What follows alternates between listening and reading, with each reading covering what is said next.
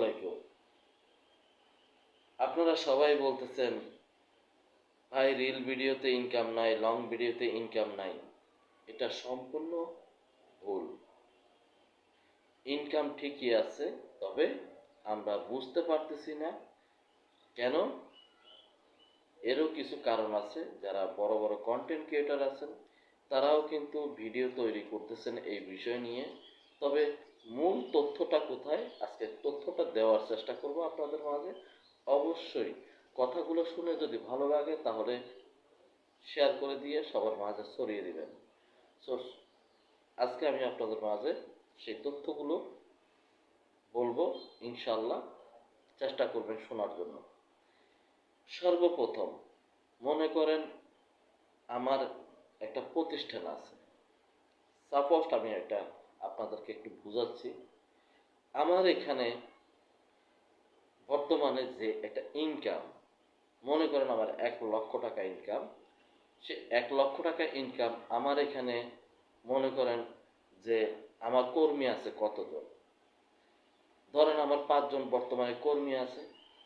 এই 5 জন কর্মীকে আমি 1,00,000 টাকা বেতন দিব এবং এই 5 জনকে আমার সমানভাবে দিতে হবে।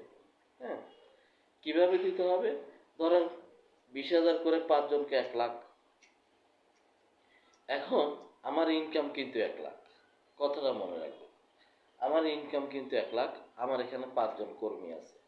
এখন যদি আমি সেই 1,00,000 টাকা ইনকামের পরে আমি যদি আরও কর্মী 5 জন নিয়োগ করি, তাহলে আমার এখানে তাদের বেতন কত করে দিতে হবে, প্লাস তখন পুরাতন যারা 5 জন আছেন তাদের থেকে আমার 50% কমিয়ে তাদের সাথে যুক্ত করতে হবে, যে আগের 5 জন বর্তমানে 5 জন। তাহলে এই 10 জনকে আমার ওই 1,00,000 টাকায় কি দিতে হবে। তো আমার তো আর বাড়তি কোনো ইনকাম নাই, আছে? নাই। তাহলে আমার ওই 1,00,000 টাকাকে 10 জনকে দিতে হবে। এবং আগে আমি 5 জনকে 1,00,000 টাকা দিতাম, এখন আমার 10 জনকে 1,00,000 টাকা দিতে হবে। এবার বুঝতে পারলেন কথাটা? যদি বুঝতে না পারেন তাহলে আমি একটু বলি। প্রতি বছর জানুয়ারিতে ফেসবুকের সাথে এগ্রিমেন্ট করে বিভিন্ন প্রতিষ্ঠান। কি জন্য? তারা অ্যাড দিবে ফেসবুক। তো ফেসবুকের কাছে অ্যাড বিনিয়োগ করে এবং ফেসবুক তাদের থেকে অ্যাডগুলো নিচ্ছে এবং সেই অ্যাডগুলো আমাদের ভিডিওতে তারা ফেসবুক চালায় এবং সেখান থেকে সেই অ্যাড থেকে যে ইনকামটা আসে, সেই ইনকাম আমাদের যারা আমরা সেট আপ পেয়েছি তাদের ইনকামটা কোত্থেকে আসে? অ্যাডের থেকে। তো সেই অ্যাডটা কোত্থেকে আসে? বিভিন্ন প্রতিষ্ঠান ফেসবুকের কাছে দিচ্ছে, ওখান থেকে আমাদের ভিডিওতে ওই অ্যাডগুলো যুক্ত করে সেখান থেকে আমাদেরকে ডলার দিচ্ছে। বুঝতে পারছেন?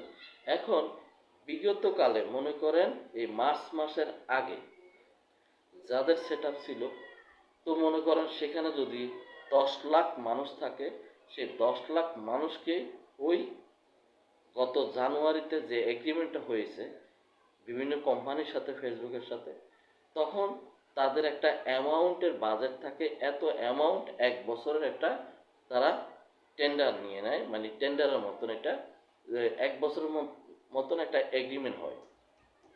তো এগ্রিমেন্টটাতে মনে করেন 10 লাখ টাকার একটা এগ্রিমেন্ট। হ্যাঁ, এই 1 বছর কিন্তু ওই 10 লাখ টাকা আমাদের মতন যারা কন্টেন্ট ক্রিয়েটার আছেন তাদেরকে তারা দিয়ে থাকে। এখন ওটা তো গত জানুয়ারিতে হয়ে গেছে এগ্রিমেন্টটা। এখন বর্তমানে মার্চ মাসে এসে যখন তারা নতুন করে আবার অনেক কন্টেন্ট ক্রিয়েটরকে সেট আপ যখন দিয়েছে, এখন কিন্তু তাদের এগ্রিমেন্ট কিন্তু একেবারে হয়ে গেছে 1 বছরের জন্য। হ্যাঁ, এখন ওই এগ্রিমেন্টটা এখন যাদেরকে নতুন করে সেট আপ দিয়েছে তাদের মাঝে সবাইকে একই সাথে বন্টন করে দেওয়া হচ্ছে। তো আসলে বিষয়টা বুঝতে পারতেছেন?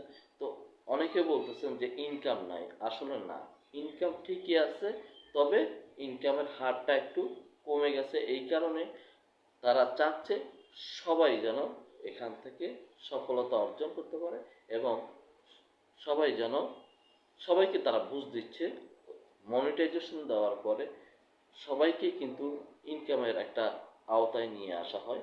তো সেই ইনকামের আওতায় সবাইকে যুক্ত রাখার চেষ্টা করতেছে। Salute Facebook.